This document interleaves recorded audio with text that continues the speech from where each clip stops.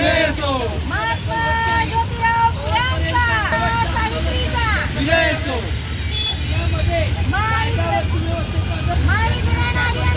करायचं काय? आणि मुलीवर काय? 12% धिक्कार असो, 12% धिक्कार असो. महावितरण अधिकाऱ्याचं करायचं काय? आणि मुलीवर काय? 12% करायचं काय? आणि मुलीवर काय? मी Somnath Dhotre, Republican Party of India जिल्हाध्यक्ष. आज या ठिकाणी आम्ही धरणे आंदोलन बसलोय.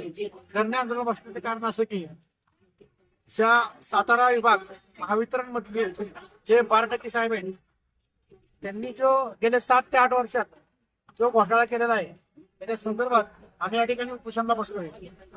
क्रमांक 1, निविदा प्रक्रियेमध्ये ठेकेदारांना पात्र व अपात्र करण्याची संपूर्ण प्रक्रिया सार्वजनिक करण्यात यावी.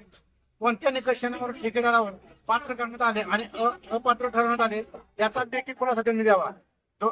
क्रमांक 2, विविध कामांचे वाटप करताना आर्थिक संबंध जोपासून विशिष्ट ठेकेदार लाभ देण्याची सखोल चौकशी करण्यात यावी. मुद्दा क्रमांक 3, NSC कामामध्ये अंदाजपत्रकाच्या केवळ 50 ते 60% रकमेवर शासनाच्या निधीतून कामे करण्यात आली असल्याचा आरोप आहे. संबंधित सर्व कामांची तांत्रिक, आर्थिक व गुणवत्ता तपासणी करून दोषीवर कारवाई करण्यात यावी. मुद्दा क्रमांक 4, बदलीस पात्र असलेल्या अभियंत्याच्या बदल्यामध्ये आर्थिक व्यवहार झाल्याची तक्रारीची चौकशी करून संबंधित अधिकारी व मध्यस्थी कोण आहेत त्यांच्यावर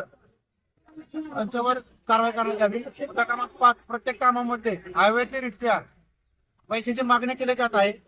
अन्यथा ते जर पेमेंट दिलं नाही तर त्या ठिकाणी ते काम केलं जात नाही असे मुद्दे आहेत. आणि काही अधिकारी 5 ते 6 वर्ष, 2 ते 3 वर्ष एका ठिकाणी असतात, पण या ठिकाणी 7 ते 8 वर्ष आहेत. त्यामुळं एका ठिकाणी अधिकारी 7 ते 8 वर्ष कसं राहू शकतो या संदर्भात आम्हाला माहिती पाहिजे. आणि जर येणाऱ्या काळात हे सर्व गोष्टीचा आमचं आम्हाला माहिती दिली नाही किंवा आमचं काही समाधान केलं नाही तर आम्ही या ठिकाणी कमीत कमी आम्हाला न्याय भेटत नाही तोपर्यंत आम्ही आमचे महाराष्ट्राचे उपाध्यक्ष माननीय दादासाहेब ओवाळ यांच्या नेतृत्वाखाली इथं धरणे आंदोलन कायम कंटिन्यू करणार.